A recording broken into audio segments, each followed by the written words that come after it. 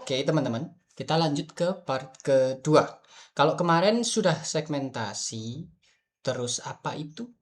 Semantik sama apa ya? Lupa, pokoknya 3S ya. Jadi yang sekarang kita akan membahas 4 hal. Filler words, proper nouns, punctuation, dan abbreviation. Oke, kita saya akan jelaskan satu persatu, oke? Filler words itu adalah words atau kata yang diperuntukkan untuk pengisi atau mengisi dari yang biasanya kita omongin sehari-hari. Misal nih, kan, heeh, ehem, atau ya semacam kata pengisi lah. Semisal ya, kita lagi ngomong nih, ini kan. Nah, itu termasuk filler words. Nah, tapi kita juga harus tahu filler words dari bahasa yang kita gunakan. Misal nih, sekarang kan kita pakai bahasa Spanish. Jadi kita harus tahu dulu filler words di Spanish itu apa aja. Kita cek ya. Kalau saya yang tahu itu setelah saya belajar beberapa task ini, di sini itu tulisannya aja. AJA. Bentar ya, kita cek dulu ya. Filler words in Spanish. Nah ini, bueno, a ver, ose, ja, ini biasanya pakai J ya, atau biasanya cuman I atau Y aja. Terus ada aha, aha itu tulisannya gini. Sebentar. Nah ini, aha in Spanish, kayak gini. Aha, nah ini kan aja atau aha in Spanish. Jadi kita harus tahu dulu filler words-nya. Dan pasti di setiap ASR yang di ini atau robotnya, dia itu tidak akan menulis filler words-nya. Jarang banget ASR itu menulis filler words. Jadi kita sendiri yang harus menambahkannya.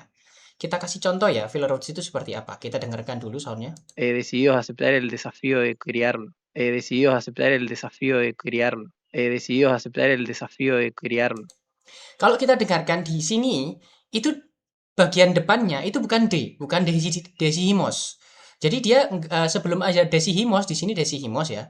Itu dia ada ngomong sesuatu di sini. Ini filler words dan filler words-nya itu kebetulan dia atau Kalau semua kita tambahkan di sini kita ketik sendiri.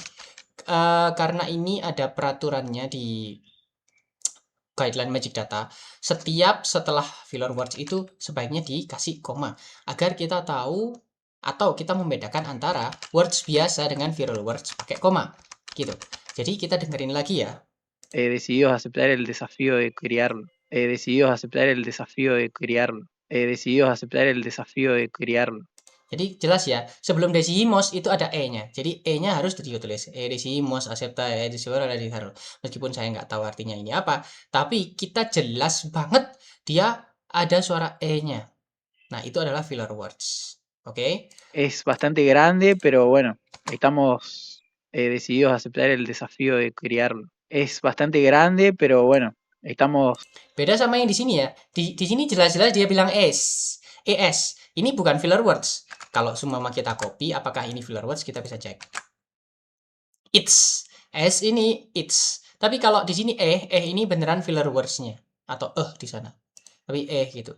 Dan ini banyak saya temukan di Spanish. Sering banget ada atau M gitu. Atau EH atau EM atau AH. Aja ini. Oke. Nah, itu namanya filler words atau kata yang kata filler itu apa? Ngisi lah istilahnya, kata pengisi gitu. Lalu proper nouns itu apa? Proper nouns itu adalah seringnya itu merek, guys. What is proper nouns? Proper nouns itu sesuai dengan apa yang kita tulis.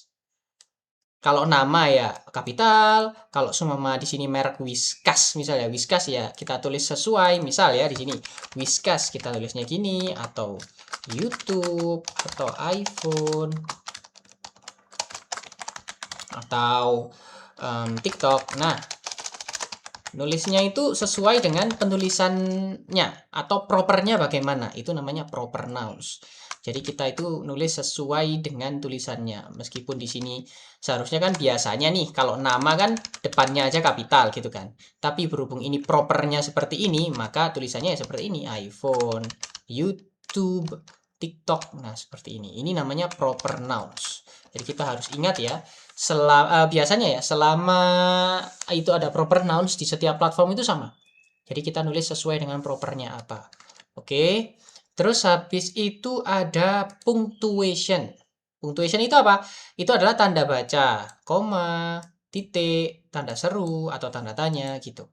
Dan hampir setiap transkripsi itu setelah punctuation harus diikuti dengan kapital di setelahnya. Oke, dan dikasih spasi. Nggak boleh kayak gini, guys. Jadi ini setelah titik dikasih spasi, terus di sini ada kapital. Ini juga sama, setelah tanda seru, terus di sini ada kapital. Tapi setelah koma tidak kapital, kecuali tadi proper nouns. Misal TikTok gitu ya, TikTok. Nah kayak gini.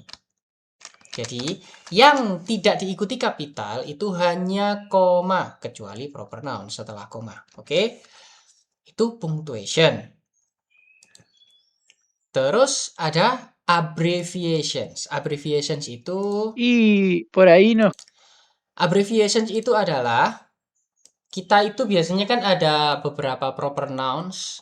Itu tergantung ya, kadang ada yang dieja, ada yang tidak dieja. Tapi kita harus tahu dulu abbreviation itu apa.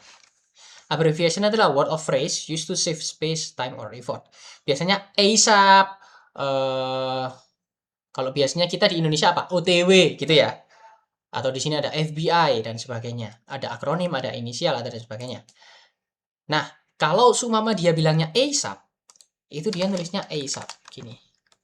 Kalau sumama dia bilangnya FBI, itu kita harus dipisah-pisah. F spasi B spasi I. T spasi N spasi C. N spasi Y atau New York ya biasanya. Atau Washington DC. Washington D spasi C. Kayak gini. Nah, bagaimana kalau seumpama dia, oh sebentar, ASAP, kenapa kok dia ASAP tapi dia nggak ditulis ASAP seperti ini? Nggak, karena dia sudah seperti ini tulisannya, sama seperti NASA. NASA kita nulisnya seperti ini. Nasdaq. Seperti ini.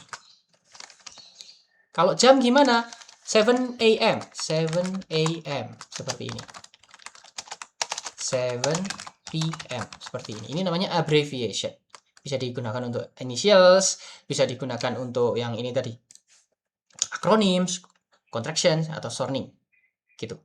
OTW, gimana kalau pas dalam bahasa Indonesia? Aku OTW dulu ya. Jadi nulisnya aku OTW dulu ya. Gini. WWW gimana? WWW. Nah, gimana kalau triple W? Misalkan orang bahasa Inggris nih, ngomong triple W bagaimana? Ya triple W. Gini. Bukan triple W gini, bukan. Tapi triple W, karena W kan termasuk di alfabet tuh. Dan dia kan termasuk di eja atau di spelling. Jadi kita nulisnya triple W seperti ini.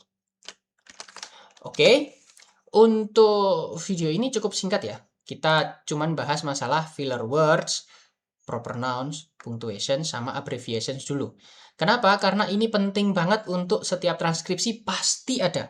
Pasti ada dan pasti dipakai. Contoh, yang ini tadi, es bastante grande. Dehimos ini tadi, ini pasti dia ada. Jadi di banyak segmen ini harus kita dengarkan, paling tidak jika ada filler words yang harus kita tambahkan karena ASR-nya itu nggak nulis, kita harus nambahkan. Atau biasanya ada beberapa bot yang dia itu tidak tahu proper nouns-nya itu apa, karena mungkin dia itu merek dari Spanish yang kita nggak tahu. Misal kayak Luewe gini ya. Aku nggak tahu awalnya Luewe ini apa, tapi ternyata ini sebuah merek. Dia bilangnya Louis gitu ya, misal. Tapi kita harus, karena robotnya mungkin dia itu nulisnya Louis nama seperti ini. Nah, kita harus tahu dulu, kita harus cross check dulu. Ternyata Louis itu semisal nih, semisal tentang perabotan rumah tangga. Tapi kok Louis ini nggak cocok ya nama orang kok di situ. Reasoning kita gitu kan.